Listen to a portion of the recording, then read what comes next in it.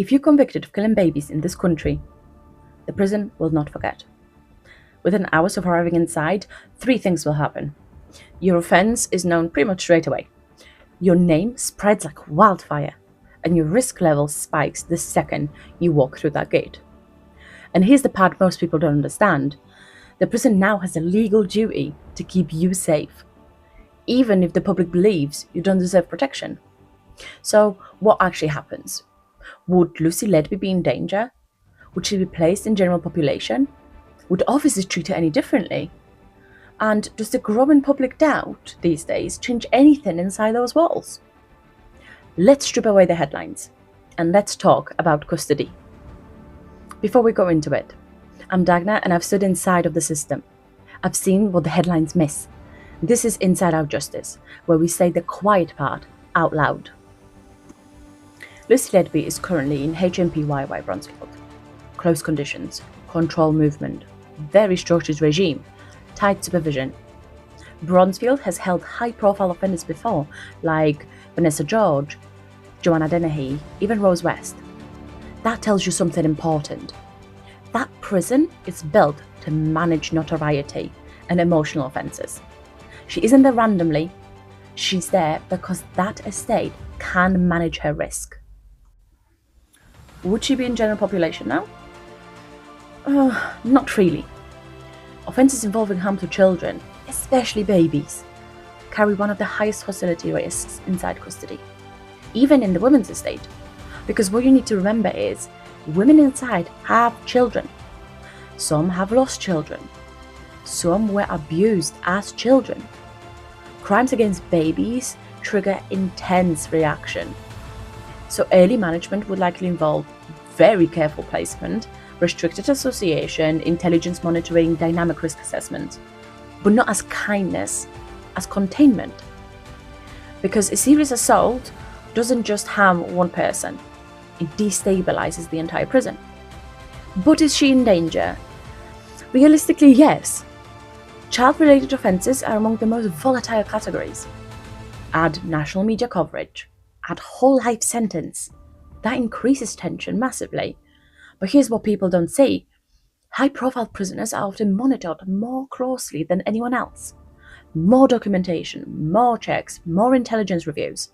Because if something happens to a prisoner like that, it becomes a national news instantly. So risk is managed aggressively, not emotionally, procedurally. Now let's be honest. Prisoners convicted of harming children are among the most despised categories inside. You don't need officers to punish them. Other prisoners will try. And when the offence involves premature babies in neonatal units, that just hits differently. Neonatal wards represent survival at the most fragile stage of life. They are supposed to be placed in protection. So when someone convicted of harming babies in that kind of setting enters custody, emotions run high. Now, here's the part that people don't talk about. Officers are human. They hear about the offence details. They see the headlines. Many are parents. They are still required to unlock her door, conduct a welfare check, speak professionally, maintain decency standards. No sarcasm. No emotional response. Because if they cross that line, punishment beyond the sentence, even subtly, the entire system loses legitimacy. Professional neutrality is not sympathy, it's control. And in cases like this, controlling yourself can be harder than controlling the wing. I'll be completely honest. As a mother, I don't think I could ever work in custody and feel fully objective around someone convicted of harming children. Even without being a parent, children are the most vulnerable people in our society. Premature babies in neonatal wards should be wrapped in care, not associated with harm. Compartmentalizing that would be incredibly difficult, and that's the emotional discipline prison staff quietly carry every single day. You leave your feelings at the gate, but you're still human underneath that uniform. Now there is yet another layer. Her lawyer has come forward and said she cries in her cell, curls up and asks, why are they doing this to me? Stuff that we don't see as the public, but apparently he sees as a lawyer. But let's separate emotion from the narrative. In prison, emotional presentation varies massively. Some people show nothing. Some cry constantly. Some shut down. Some disassociate. And here's something people don't like hearing. A lack of visible emotion does not automatically mean lack of feeling. A visible distress does not automatically prove innocence.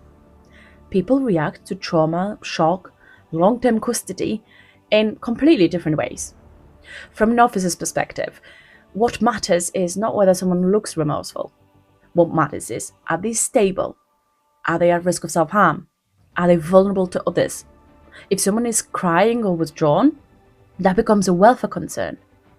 It gets logged, healthcare might be involved, observation levels might increase. Not because of sympathy, but because duty of care is absolute. And now let's address the current debate. Documentaries questioning evidence, inquests ongoing. Does that change her prison experience? No, not really. Prison runs on legal statutes. Unless a court overturns a conviction, she remains a convicted whole-life prisoner, convicted of killing several babies. Her security category remains. Her safeguarding level remains. If anything, increased attention can increase tension inside, so more awareness can mean more hostility, which means tighter management, not looser. Prisons do not respond to headlines.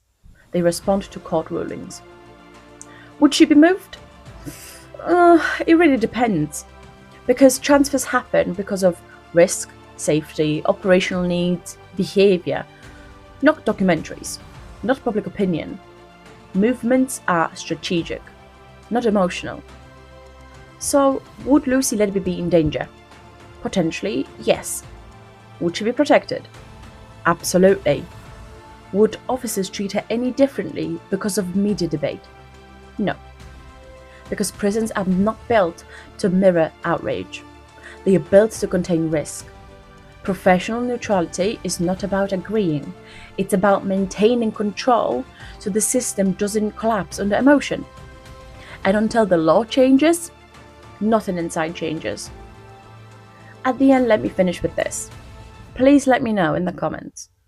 Could you remain professionally neutral in a role like that?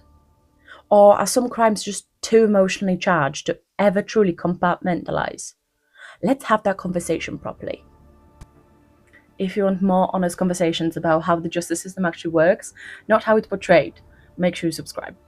The channel isn't about headlines. It's about what really happens inside. If that matters to you, hit the subscribe button, turn notifications on, and be part of the conversation.